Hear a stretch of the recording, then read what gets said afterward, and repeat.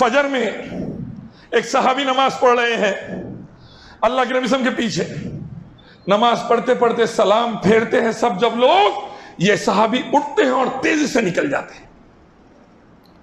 صحابہ پریشان، اللہ کے نبی ذکر کرتے بیٹھتے، صحابہ ذکر کرتے بیٹھتے۔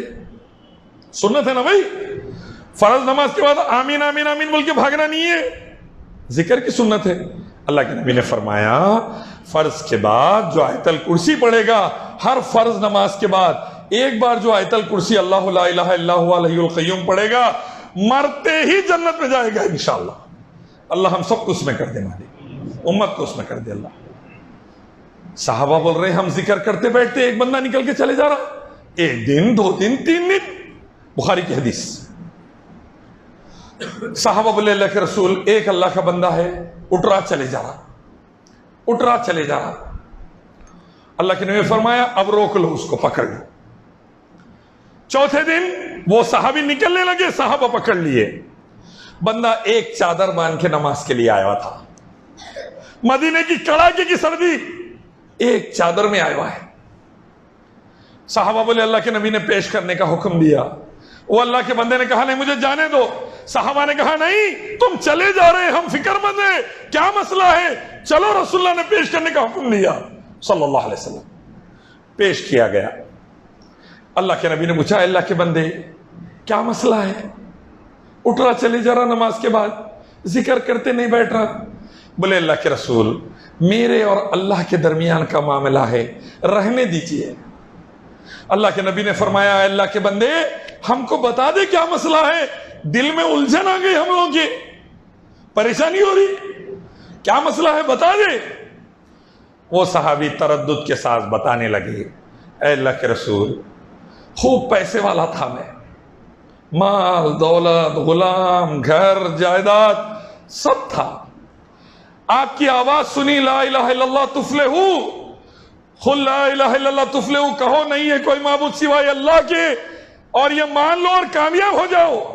میں اسلام لا لیا، آپ کے ہاتھ پہ کلمہ پڑھ لیا، شرک اور بدعت چھوڑ دیا، آپ کے ہاتھ پر توحید اپنا لیا، اللہ کو رب اور آپ کو آخری نبی محمد صلی اللہ علیہ وسلم مان لیا میں۔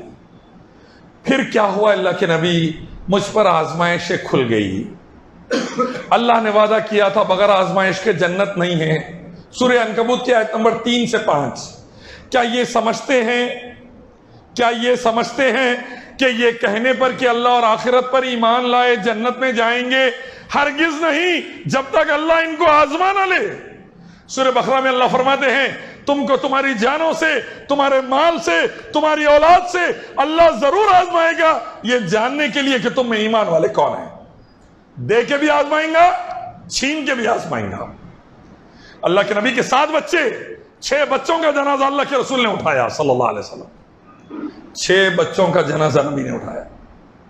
اللہ دے کے بھی آزمائیں گے، لے کے بھی آزمائیں گے۔